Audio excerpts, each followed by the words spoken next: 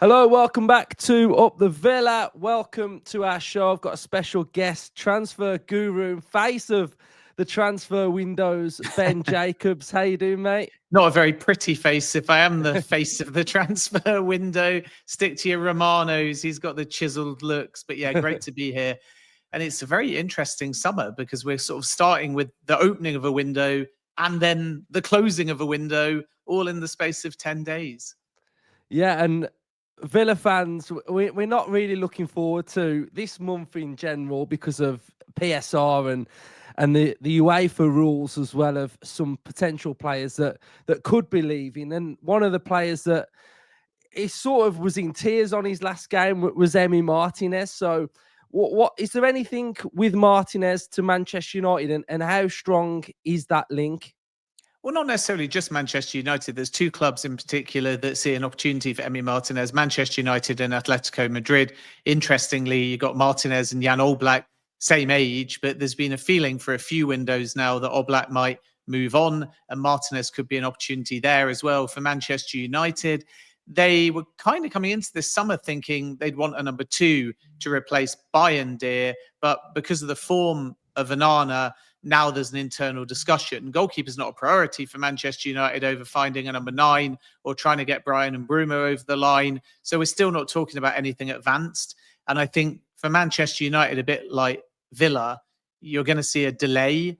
Villa, if they're going to do incomings into the next financial year, Manchester United, if they're going to buy anybody, looking to put that into the financial year 2025, 2026. So we might be in a bit of limbo as to what the future holds for Emi Martinez. But Villa fans like yourself would have seen firsthand, it looked like an emotional goodbye. I'm not sure he wants to go to Saudi Arabia, but there's opportunities there. I think if he leaves, he'll stay in Europe. But one thing people are forgetting is this isn't a case of goodbye. You've got a goalkeeper who's extremely well contracted at Aston Villa, and therefore somebody's also got to be able to afford Emi Martinez. And at a goalkeeper's age, 32 is not especially old either. So we'll have to wait and see how it develops. But there's concrete interest from Manchester United. They'll be opportunistic. I think if Villa do business with another Premier League club, the price will be even higher. But keep an eye on Atletico Madrid as well, because they could be in the market for a new goalkeeper too.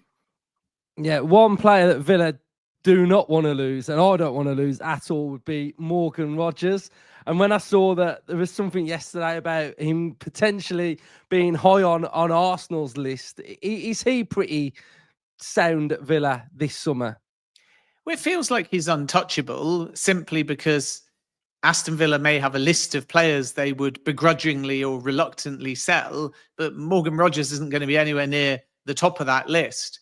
So it will really just be a clue as and when Suitors decide to be opportunistic around Morgan Rogers as to how perilous Aston Villa's PSR position is. And not getting Champions League football naturally makes the numbers a little bit tighter.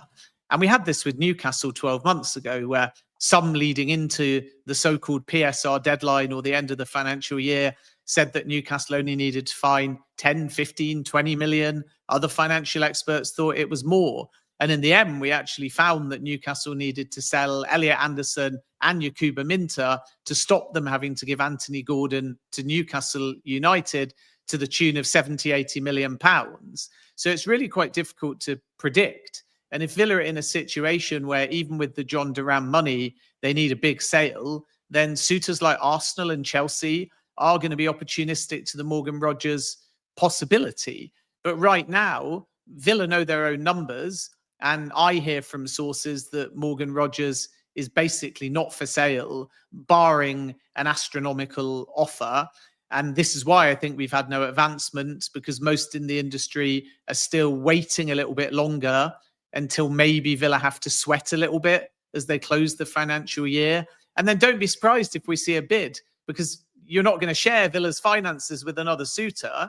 So if you've got an Arsenal or a Chelsea who are genuinely interested, they are going to at least test the resolve to see how desperately Villa might need a big sale. But there will be other options. We've mentioned Emi Martinez. It doesn't look like they're going to do the Rashford deal, who wants Barcelona, and that's keeping a big potential wage off the books, even though Villa fans might quite like Rashford to come back. Marco Asensio, they'd like to buy, and that kind of fee is a little bit lower, but his wages are quite high, and we have to understand whether he wants Champions League football and has opportunities elsewhere. There's Saudi interest, as I've reported before, in Youri Tielemans, probably another player that Aston Villa fans and Aston Villa hierarchy won't want to lose. There's Ollie Watkins, who Arsenal have looked at before. Challenge there is not so much, could you agree a fee and might it suit all parties? It's more, once you've got that fee, you've got to be able to reinvest it on a striker that's better than Ollie Watkins. And in this market and in this world of moving strikers, whatever you might be able to bring in for Ollie Watkins to keep some of these other players, and it would be a consideration because of his age, you'd likely have to invest that and more to get a replacement. And then suddenly you're even worse financially, or you can't do it, and then you don't have a striker. And that's why I think it's going to be quite difficult for clubs to do a deal with Ollie Watkins as well. But something will probably have to give. And I am, unfortunately for Villa fans, expecting an outgoing. But if you were to rank them, I would say Morgan Rogers is right at the bottom of the list. And as of now, not for sale. Yeah, I feel like Bailey's the one that we're trying to offload quickly. I think he's got some links to Saudi at the minute as well. You mentioned being sort of like opportunistic. Do you think Villa could be that with Grealish, or do you think Villa wouldn't be in the market to get Jack Grealish back? It's not they wouldn't be in the market. It would be a sentimental return. There's interest in Italy as well. I think Grealish would like to stay in the Premier League. It will all come down to the player and whether he feels a return is something of interest to him. And he's going to get the minutes as well, because Grealish, despite his form at Man City, will be looking to play week in, week out with a view to forcing his way back into the England setup for the 2026 World Cup, because this isn't your normal England boss 5-year project. We won't win it this year, but we'll win it the next tournament. Let's invest in youth. Let's have synergy between the under-21s and the first team. This is Thomas Tuchel. And he's saying, if you're 16 years old or if you're 70-year-old, if you can do a job, then you're straight in my team. And that actually gives players like Rashford or Grealish or Henderson or Maguire a lot more hope, because they're thinking, if we just have one good season, we're not going to be discounted because of our age or this long-term project. So playing regularly is going to be really important to Jack. I think, again, though, the stumbling block with Grealish and Villa, even if the player decided he would like a return, is still wage. And Villa are going to have to be very disciplined and economical. And Grealish might not now fit into their wage bill unless he was prepared to take a wage cut. So I'm not aware of anything advanced yet between Grealish and Aston Villa. But of course, it's a story that's going to get a lot of traction because Grealish is looking for first team football, and Aston Villa fans still love Grealish and they would love to be able to strengthen in that area. And if Rashford's the one that doesn't come back, you're thinking there is room to add one more. So we're going to have to watch and see on that one, but I'm not aware of anything advanced between Villa and Grealish right now. And then just quickly on Bailey as well. And I know it goes against the grain, and I feel like I'm just bringing you doom and gloom, unfortunately. But despite these reports suggesting Neom FC and Leon Bailey going to be completed this week or really close, that's downplayed from sources that I speak to. It's not to say that Neom FC are not interested in Leon Bailey, but the deal is nowhere near as close or done as has been suggested. And some of that is down to the fact that Neom FC are a newly promoted side. They don't yet have their central budget from the Ministry of Sport in Saudi Arabia. They don't know how much they can spend. And even though everyone presumes every single Saudi club has got a bucket load of money to throw at players, some of these smaller or developing clubs, even if they're bigger long-term projects, they have a internal starting budget for everything, fees, wages, agent fees, of less than about £10 million. And if they want to do a bigger deal like Bailey, 25 million, Premier League wages, they have to go back to the Ministry of Sport and say, you've given us a slice of the pie from your central funding, but we need that to be double or triple. And then the ministry look at the age, the value, and determine if they're going to sign that off or not. And at the moment, it's actually quite complicated for Neom FC to proceed with any signings until they know that budget. So we might have to be a bit patient with the whole Leon Bailey and Saudi story. Again, the Neom interest is genuine, but we're not at the stage yet where we can be speaking of that as a guarantee or a done deal. Yeah, your insight there on Villa was brilliant. So thank you. So the window's open. You're very busy. I see your name and TalkSport everywhere. So what goes into being Ben Jacobs on a daily basis then? Yeah, great question. I wish I knew and could get into my own head. I think there's a few things. Number one is being a transfer journalist is about building relationships, and those relationships come outside of the window. Because if you enter a transfer window and you don't know the right people, then even if you get their number or even if you develop a relationship with them, they're busy and they have to trust you first. So 90% of what I try and do, and I think others are the same in the industry, is build relationships outside of the window without the expectation of stories. And then over time, people like you as a person and trust you as a journalist. And from there, the stories come. If you dive straight in asking for information before they know you, then why would they want to share things with you or trust you because you've got no track record? So my starting point, believe it or not, with everyone that I deal with is to understand them, get to know them. What football team do they really support? Do they have a family? Have they got a dog? When's the birthday? If they're affiliated to a club, then should that club win something or get a big result, congratulate them and keep the soft contact going. So over time, your name and your contact with these people becomes default.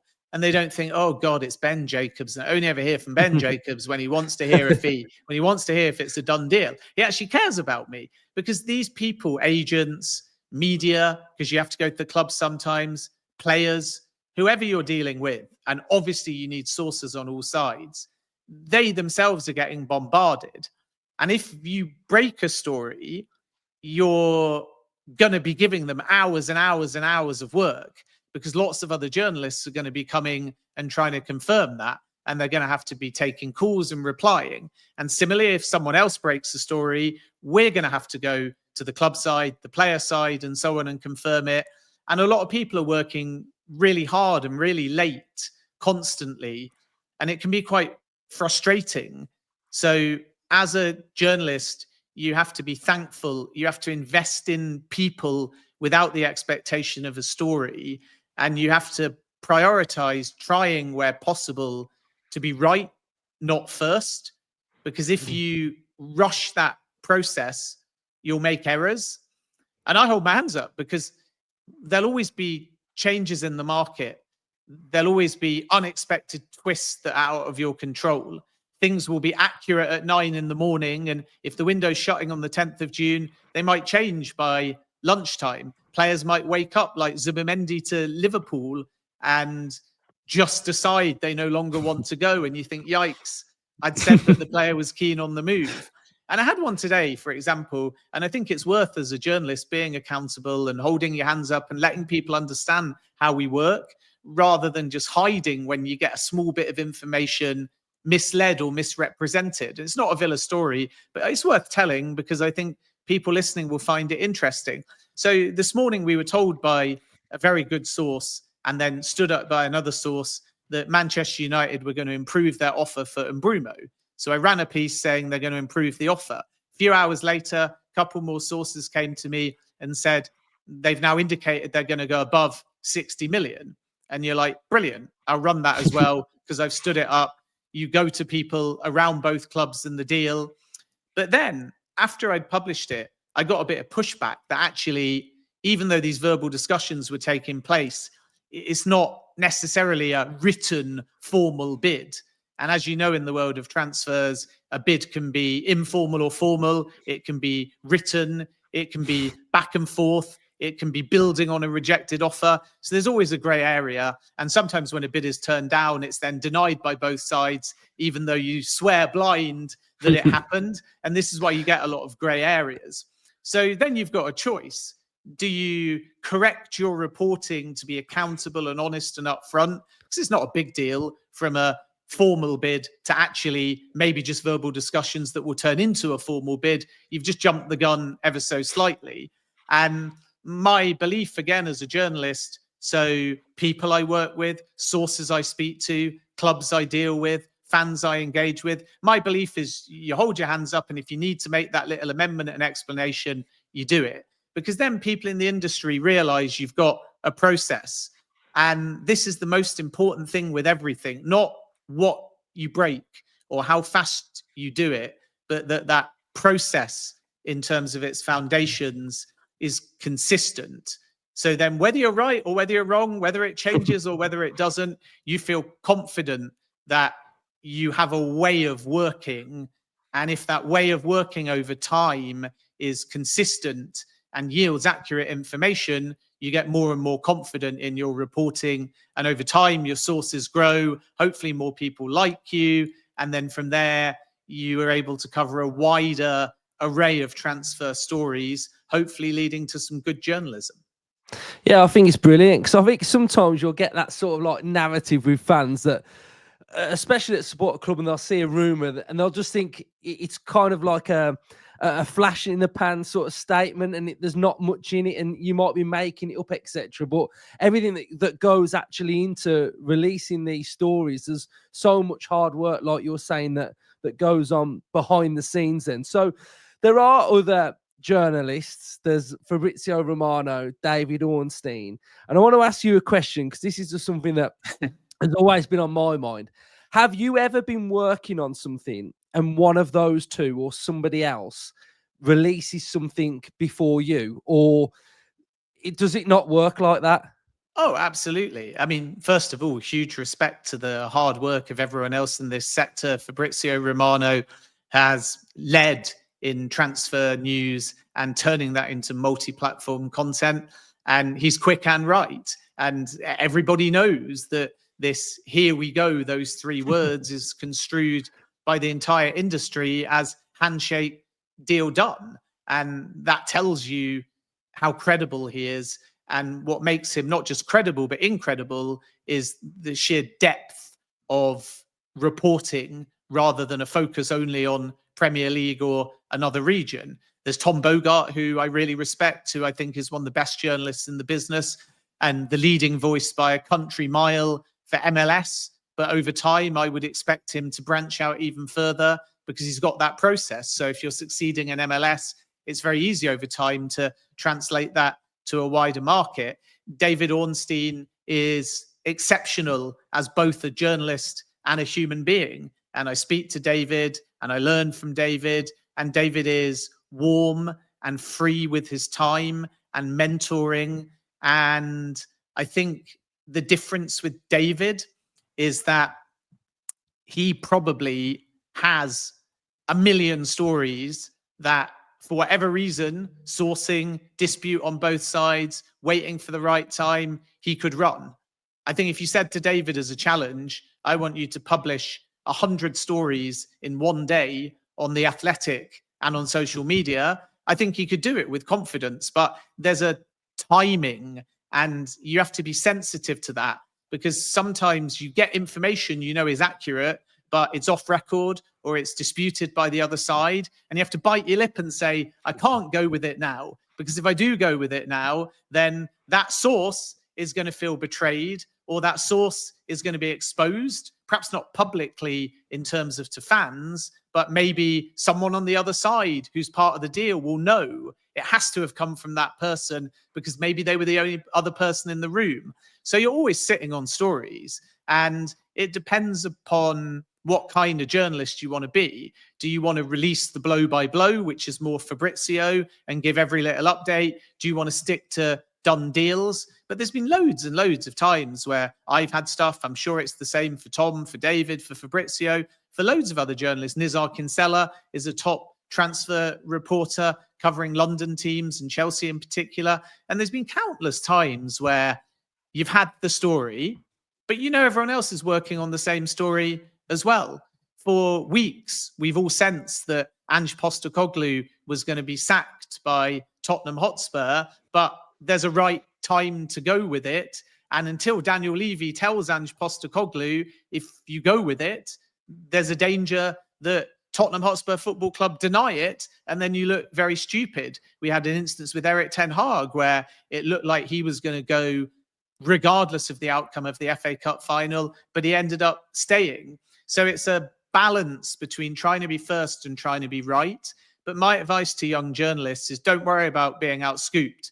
I've had times where I've been writing the actual article and someone else has put it out before me. There's other times, because I'm a broadcaster with TalkSport, where we're able to really quickly put some information on air, whereas maybe there's a print journalist out there that has to write 500 words, so we outscoop them before they publish their article. But we don't hate each other. It's not a competition. I do a podcast with Romano. I speak to David Ornstein. I work with Tom Bogart. I have huge respect for the likes of Nizar Kinsella, Matt Law, young journalists like Dom Smith, Kieran Gill, excellent Chelsea journalist. So if they outscoop me, the first thing I want to do is congratulate them and credit them, because I know how hard they've worked to get there. But yeah, the short answer to your question is absolutely. There's hundreds of times where you've got the same information, someone else breaks it a little bit before you. And I think the other misconception, which is worth pointing out, is once somebody breaks something, and then often you'll follow and of course credit, there's always this feeling amongst the fan base that maybe everyone else is just going with it now. But actually what happens is it becomes in the public domain, and then sources are more open when it's out there to finally commenting, or maybe letting you take that off record and putting it on record. So if you break something, so-and-so is going to Aston Villa, then maybe my source that wouldn't let me reveal the contract, the shirt number, the fee, how the deal came about, at that point, because it's out there, they say, okay, now you've got a green light to report it. Maybe a football club that said, we're not commenting because the fee isn't agreed at the moment, finally say, we'll share the fee with you. So you have the opportunity to not waste all of that hard work if you are outscooped, because as soon as it's out there by whoever's excellent enough to break it, you might be able to add more details. So you're working to break the story first, and then you're never going to get every story out there first. Once you're sure that your end as well, you might be able to add those new details and do so very quickly, because maybe all along you had them in your back pocket. Yeah, it's so interesting when you talk about like other journalists like talking about something that's happened like a signing, because you do see that quite often. So I've got a couple more questions for you before you have to go then. Do you ever report on the team that you support or not? Yes, I mean, I say it in my bio, I'm a Leicester fan. I know some journalists like to hide it. I've got Claudio Ranieri kissing the Premier League behind me. So absolutely, I report on the team I follow. And as a journalist, it doesn't matter. I mean, when I do Premier League commentaries, unfortunately, Leicester not in the Premier League now, but when I commentate on Leicester, if anything, inadvertently, a lot of the Leicester fans sometimes say, you sound quite critical of the club. And maybe subconsciously, I'm more inclined to be critical of the team that I love, because you might be a little bit conscious that people think if you support them, you're always going to be favorable towards them. But more broadly, people should understand that as journalists, regardless if people think we've got agendas against certain clubs and so on, we're constantly trying to put scrutiny on everything. So journalism is not about you being the story as the journalist. It's about you reporting on the story. We're there to amplify the story, not be the center of attention and take the glory. And then the second point in all of this is when you are provided with info, you don't just report that info, you put scrutiny on that info, and you take that info to the other side and you double and triple source. So it's not just about being fed info on a club, on a transfer. It's about making sure after you've received that info, you put scrutiny on it and try and stand it up in lots of different areas before you report. Otherwise, info and put it out there, you can't be confident in that information because, again, you haven't followed a correct and thorough process. Yeah, and finally, then, when do you have a holiday? Well, you are kind of on call constantly. Sometimes you think that you've got a holiday and then you end up having to work. There's a Manchester United journalist, I won't name him, he probably won't mind if I do, but he's a friend of mine, and he's on holiday. And whilst he's away, the Bruno Fernandes links with Al Hilal came. And of course, he has to work. I've got another friend that's on holiday at the moment that will have to deal with Ange Postecoglou. So it's about work-life balance. You have to set yourself expectations. Do you want to cover the blow by blow and you're almost on call 24/7, especially if you're covering like Fabrizio Romano, different regions and time zones? I've had times, because I cover the Saudi market as well, where they do business until about 5 a.m. local time. So I go to bed maybe at 12 or 1 and set my alarm for 7. But about 1 o'clock, someone wants to have a conversation with me. And maybe I'm never going to get hold of that source again for 24, 48 hours. So you end up pulling an all-nighter. So you are a bit on call, but you have to enjoy it. And at some point, you just simply have to say mental health, physical health, friends, family, switch off the phone. It is annoying if you've covered a story blow by blow by blow, and then suddenly you switch off for a day or two and it concludes itself and you're not able to get that final done deal. But by the same token, it's a job, not your entire life. And if you don't switch off that phone and get a good night's sleep, then eventually you're going to get burnout. So for young journalists, it is important to just get out of this habit of constantly being on your phone 24/7. Maybe when you start, because you end up getting your first big break, but eventually that work-life balance is really important. And if you miss out on one story because you're having dinner with your missus or taking your dog for a walk or seeing your parents, if you miss out on a scoop because of that, then so be it. You have to be able to enjoy your job, but also have that work-life balance. Yeah, well, it's been great chatting to you, hearing your insight on Villa and what goes into reporting on a transfer window. I hope we don't hear from you until July then. So there's no players that are going to go. And then we hear a lot from you in sort of like July and August on all the signings that Villa are going to be making. So I'm sure Villa fans will start following you even more now that you've said some really good things about Villa and being on this show. So thank you for coming on, mate. And thank you for taking time to join us. Thanks for having me, and all the best. Keep up the good work.